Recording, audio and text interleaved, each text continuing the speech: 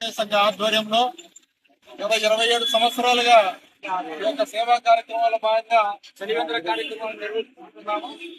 ఈ సంవత్సరం 28వ సంవత్సరం మనం జరుపుకుంటున్నాం.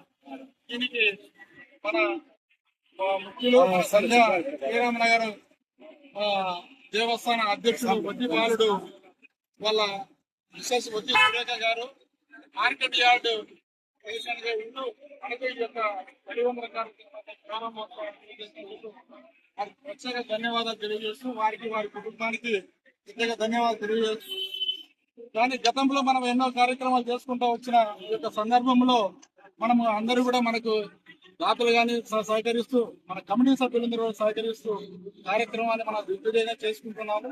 అందరికీ కాబట్టి ఈ శ్రీరామనగర్ నవమి సందర్భంగా వారికి అందరికీ కూడా శుభాకాంక్షలు తెలియజేస్తూ వారికి ధన్యవాదాలు తెలియజేస్తూ వారి ఆశిస్తులు ఎల్లవేళ ఉండాలని అందరికీ కోరుకుంటూ భద్రశాల అభ్యుదయ సంఘ ఆధ్వర్యంలో రాబోయే రోజుల కొన్ని కార్యక్రమాలు తీసుకునేదానికి మనకు అందరికీ ముందు ఉంది. కాబట్టి ఆ కార్యక్రమాలకి అందరికీ కూడా మనం అందరూ సహకరించి ముందుకు పోవాలి.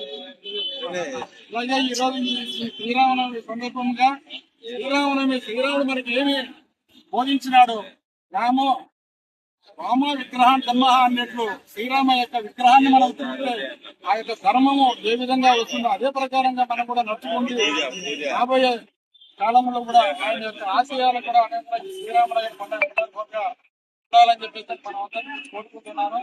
ఎందుకంటే ఆయన ఒక ధర్మాత్ముడు, చరిత్ర సృష్టించిన మానవ జన్మ ఎత్తినా గానీ కూడా ఆయన దైవానికి సంబూధుడు అయి ఉండి ఆయనకు ఈ యొక్క మానవాళికి మార్గనిర్దేశం చేసినటువంటి ఈ శ్రీరామనగర్ నవమి సందర్భంగానే మనము గత 27 ఏళ్ల నుంచి కూడా మనము చలివేంద్ర కార్యక్రమం ఏర్పాటు చేసుకుంటున్నాం.